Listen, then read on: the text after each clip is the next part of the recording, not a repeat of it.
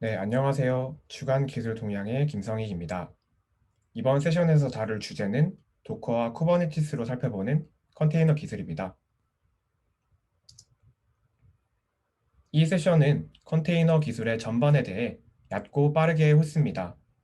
왜 많은 기업에서 컨테이너를 사용하고 있는지, 도커와 쿠버네티스는 무엇이고 왜 필요한지 설명합니다. 따라서 다음과 같은 시청자들을 가정하고 있습니다.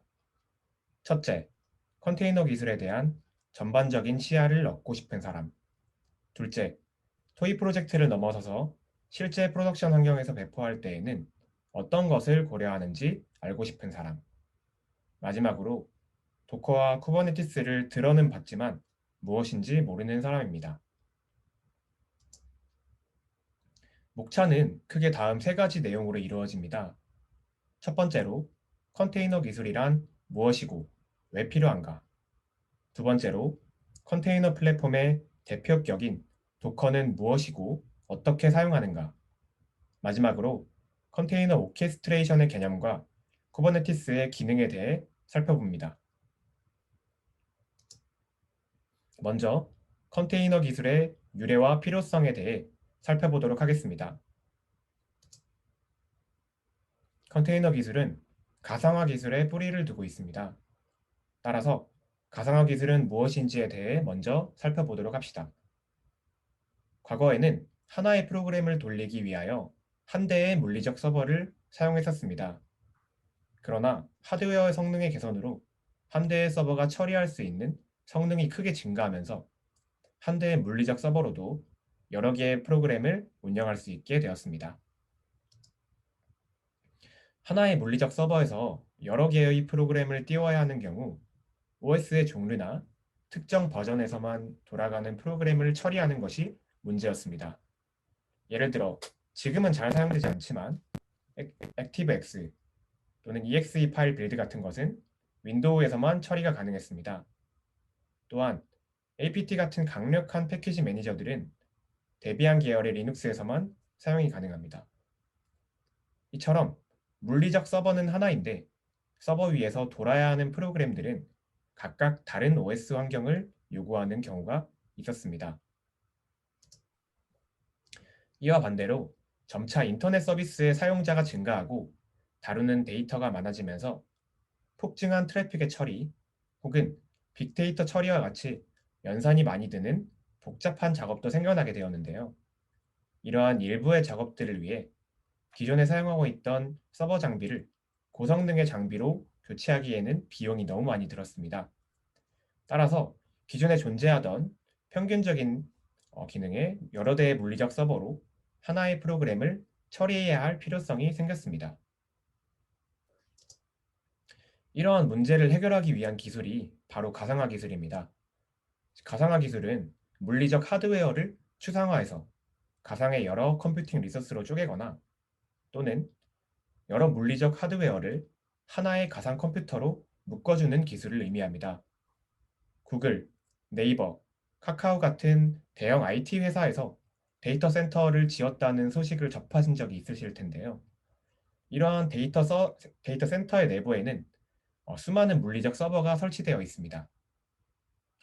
서비스를 운영할 때 이 서버 리소스들을 가상화하여 합쳐 사용하거나 또는 쪼개어서 사용하고 혹은 클라우드 사용자에게 빌려주기도 하는 것입니다. 가상화 기술이 발전하기 이전의 전통적 배포 방식은 하나의 물리적 하드웨어에 하나의 OS만 설치하고 그 위에 필요한 프로그램들을 설치하는 방식이었습니다. 가상화 기술이 도입된 이후로는 크게 버추얼 머신 방식과 컨테이너 방식으로 나눠집니다. 버추얼 머신, 즉 VM은 하나의 하드웨어 위에 가상 컴퓨터를 생성하여 각 가상 컴퓨터마다 OS를 따로 설치할 수 있게 하였습니다. 따라서 서로 다른 OS 환경을 요구하는 프로그램들을 하나의 물리적 하드웨어 위에서 돌릴 수 있게 되었습니다. 컨테이너 기술은 이러한 VM 방식에서 한 차례 더 나아가서 OS 환경뿐만 아니라 애플리케이션까지 모두 컨테이너별로 분리함으로써 각 서비스가 독립적인 컨테이너 위에서 작동하도록 만들었습니다. 컨테이너와 VM의 두드러지는 차이점은 OS 격리 방식입니다. VM은 하이퍼바이저를 이용하여 각 가상 컴퓨터마다 새로운 OS를 설치하고 VM 내부의 작업들을 게스트 OS에 전달합니다. 이 게스트 OS는 하드웨어 리소스를 사용할 때 하이퍼바이저를 이용하여 실제 컴퓨터의 호스트 OS로 전달합니다. 그래서 실제로 하드웨어 리소스를 사용하는 주체는 호스트 OS가 되는 것이죠. 이처럼 게스트 OS를 설치하는 것이 무거울 뿐만 아니라 게스트 OS에서 호스트 OS로 전달되는 과정도 복잡하기에 실행되는 속도도 느린 편이었습니다. 그러나 컨테이너는 각 컨테이너가 따로 OS를 설치하지 않습니다. 대신 컨테이너 엔진을 통하여 실제 컴퓨터인 호스트 OS의 커널을 기반으로 동작하므로 VM보다 훨씬 가볍고 빠르게 가상화를 수행할 수 있습니다. 이처럼 컨테이너 기술은 다양한 장점을 가지고 있는데요. 간단하게 설명하자면 어디에서나 동일하게 동작하고 한번 설정해두면 알아서 만들어주고 이미지 템플릿을 만들어두면 복제도 쉬울 뿐만 아니라 필요한 수준의 컴퓨터 리소스만 사용하여 배포할 수 있습니다. 여기에 빌드 속도와 가벼운 크기, 배포 과정을 코드로 관리가 가능하다는 점도 큰 장점입니다. 예를 들어 VM은 한번 빌드하는 데에 최소한 수분이 걸리는 데 비하여 컨테이너는 빌드에 보통 수초에서 수십 초밖에 걸리지 않습니다. 컨테이너 기술은 애플리케이션 서비스를 운영하는 데에도 이점을 가질 수가 있는데요. 일반적으로 실제 유저가 사용하는 서비스는 개발자가 개발 및 테스트용으로 사용하는 대부 환경, 실서버와 동일한 환경을 맞추어 서비스 되기 전 최종 점검을 하는 스테이지 환경, 실제 유저들에게 서비스되는 프로드 환경으로 나눌 수 있습니다. 이처럼 개발 과정상에 여러 환경들이 존재하더라도 컨테이너 서비스를 이용하면 이미지라는 하나의 템플릿에서 컨테이너를 생성하므로 인간의 실수가 개입할 여지 없이 완전히 동일한 형태의 배포의 일관성을 유지할 수 있습니다. 이 경우 실서버인 프로드 서버 배포 이전에 충분한 검증을 거친다면 실서버에서도 배포 방식이나 코드 누락으로 인해 문제가 생길 위험을 원천 차단하므로 위험성이 줄어듭니다. 지금까지 컨테이너 기술에 대해서 살펴보았습니다. 그럼 이번에는 컨테이너 기술의 발전을 견인한 도커에 대해 알아보도록 하겠습니다. 도커는 오픈소스 컨테이너 가상화 플랫폼으로 지금까지 이야기했던 컨테이너 기술을 사용할 수 있도록 돕는 툴입니다. 압도적인 점유율과 커뮤니티로 컨테이너를 공부할 때 가장 먼저 접하게 되는 플랫폼이 되었습니다. 도커를 사용하는 가장 기초적인 방법으로 3개의 명령어를 들 수 있습니다. 모든 명령어는 컨테이너 엔진인 도커 내부의 도커 데몬을 통하여 동작하게 됩니다. 이 명령어들을 하나씩 살펴보면서 도커의 동작 아키텍처도 한번 살펴보겠습니다. 도커 빌드라는 명령어가 있는데요. 이 명령어를 이용하면 로컬에 미리 만들어둔 도커 파일을 토대로 새로운 이미지를 생성할 수 있습니다. 도커 파일이란 OS 환경과 사용하는 애플리케이션, 프로세스 구동 커맨드 등을 정의해 놓은 일종의 가상 컴퓨터 생성 스크립트인데 이 도커 파일을 빌드하여 만들어둔 스냅샷이 컨테이너 이미지입니다. 마치 클래스와 인스턴스 개념처럼 이제 컨테이너 이미지만 있으면 동일하게 동작하는 컨테이너를 얼마든지 찍어낼 수 있습니다. 도커 빌드를 통해 만들어 두었던 이미지는 로컬에 저장해 두거나 원격 저장소에 저장해 두었다가 다운받을 수도 있는데요. 이처럼 원격 저장소에 올려두었던 이미지를 다운받는 명령어가 도커 풀입니다. 깃허브에 올려두었던 코드를 깃플로 다운받는 것과 비슷하다고 생각하시면 됩니다. 마지막으로 가지고 있는 이미지를 토대로 컨테이너를 구동하는 것이 도커 런 명령어입니다. 이미지는 단순히 템플릿의 개념이라서 그 자체로는 구동을 할 수가 없고요. 실제로 동작하는 가상환경 런타임을 만들려면 이미지를 구동하여서 컨테이너 런타임을 만들어야 합니다. 이처럼 간단한 몇 가지 명령어만 알고 있으면 웹서버도 간단히 만들 수 있습니다. 도커 허브는 깃허브와 비슷하지만 이미지를 저장해둔 원격 이미지 저장소입니다. 이미지 저장소에서 아파치, PHP, MySQL 이미지를 각각 다운받아와서 구동함으로써 3개의 컨테이너를 만들 수 있습니다. 이 컨테이너들끼리 서로 통신하도록 설정만 잘 해준다면 몇 가지 명령어로 간단하게 DB를 가진 웹서버 하나를 만들 수 있습니다. 원격 이미지 레지스트리 중에 공개된 저장소에는 다양한 공식 이미지들이 존재합니다. 공식 이미지들은 보통 오픈소스 개발자가 직접 제공을 하는데 해당 오픈소스의 소스 코드를 토대로 도커 파일을 만들고 빌드시켜 나온 이미지들입니다. 이런 공식 이미지들은 보통 몇 가지 환경 변수만 넣으면 필요한 형태로 커스터마이징해서 사용할 수 있어서 새로운 기술에 안정성 있고 빠른 도입이 가능합니다. 컨테이너를 사용하는 대부분의 기업들은 직접 DB나 애플리케이션을 설치하기보다는 이처럼 이미 제공되어 있는 이미지를 사용하고 중요한 애플리케이션 로직만 작성하여 도커 파일로 직접 빌드하는 경우가 많습니다. 이번에는 컨테이너의 생성 과정에 대해 단계별로 알아보겠습니다. 먼저 서비스할 비즈니스 로직이 담긴 애플리케이션 코드, 예를 들어서 장고나 리액트 어플리케이션을 작성하고 이를 컨테이너 환경에 구축하는 커맨드가 담긴 도커 파일을 코드로 작성합니다. 간단하게 Node.js가 설치된 베이스 이미지에서 리액트 애플리케이션을 구동하는 도커 파일의 사례입니다. 살펴보시면 쉘 명령어를 모아놓은 쉘 스크립트와 형태가 비슷한데요. 이처럼 도커 파일을 이용하면 가상 컨테이너의 구축 과정을 하나의 코드 파일로 정리할 수 있습니다.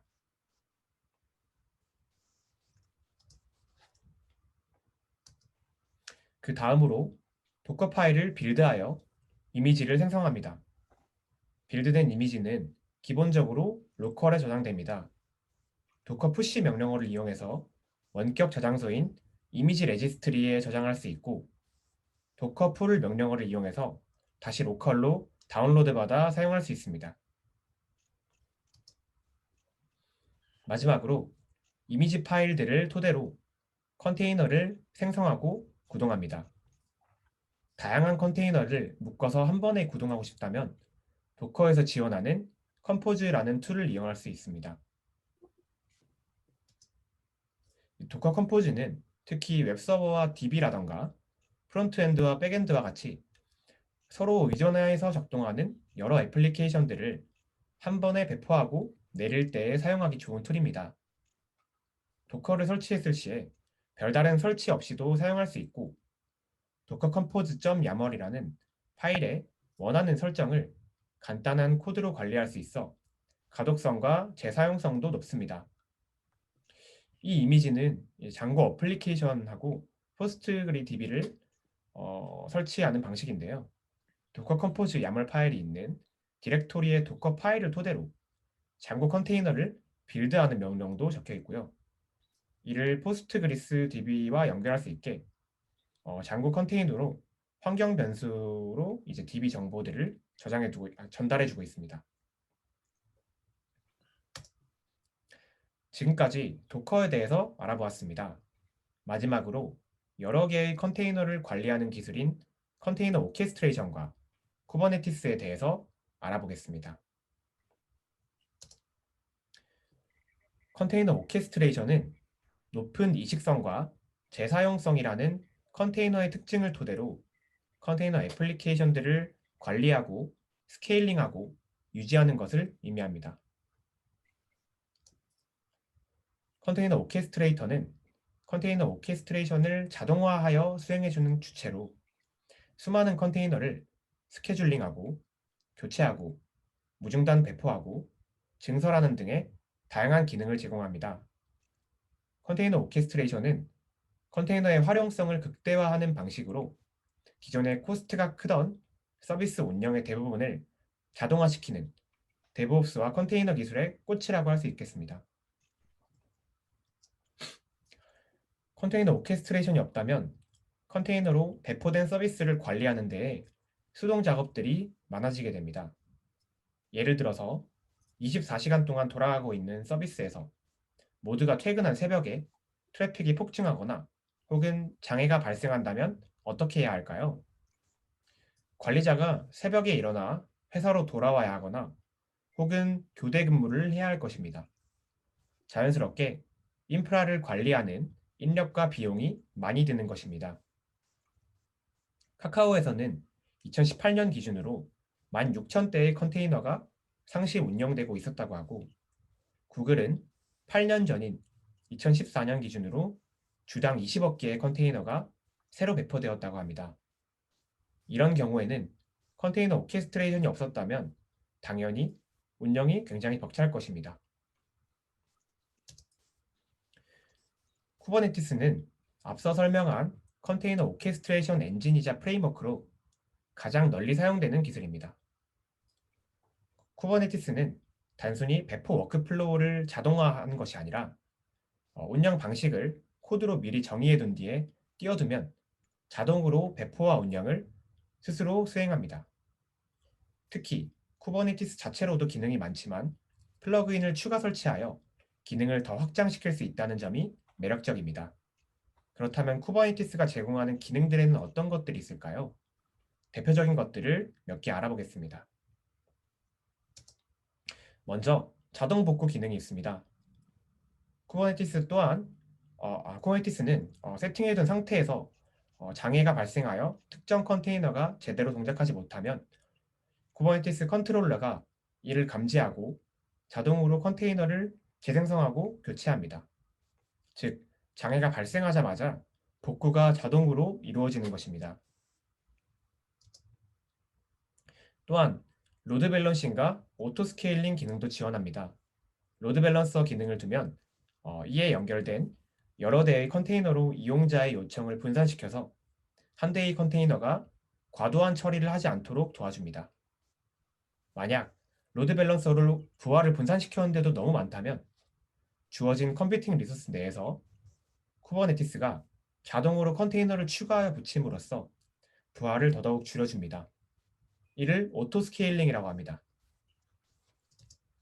이 사례는 2016년 배달의 민족에서 11월 11일에 진행했던 치킨 할인 이벤트 당시의 트래픽 기록인데요. 이 이벤트의 마감은 단 2초 만에 이루어졌다고 하고 초당 트래픽은 평소 최대치의 100배였다고 합니다. 해당 사례에서는 쿠버네티스를 직접 운영하지 않고 AWS에서 제공하는 엘라스틱 로드 밸런서와 빈스톡을 사용했었는데 트래픽을 예상하여 로드 밸런서 뒤에 붙는 서버의 개수를 늘린 뒤 고정하여 장애가 터지지 않기를 바라고 기도를 했다고 합니다. 이처럼 트래픽 폭증이 일어나는 상황이라면 트래픽을 명확히 예상할 필요가 없이 쿠버네티스 내부의 로드 밸런서와 오토 스케일링 기능을 사용할 수 있습니다. 로드 밸런서 뒤에는 여러 대의 컨테이너를 붙이되 미리 설정해둔 범위 내에서 트래픽에 따라 컨테이너가 자동으로 증설되게 됩니다. 또한 쿠버네티스는 자동화된 롤아웃과 롤백을 지원하는데요.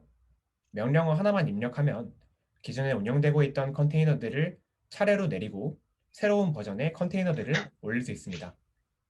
이때 기존에 운영되고 있던 컨테이너로 가는 요청들을 서서히 새로운 컨테이너로 옮김으로써 이용자의 입장에서는 끊김없이 업데이트가 진행되는 무중단 배포를 실현할 수 있습니다.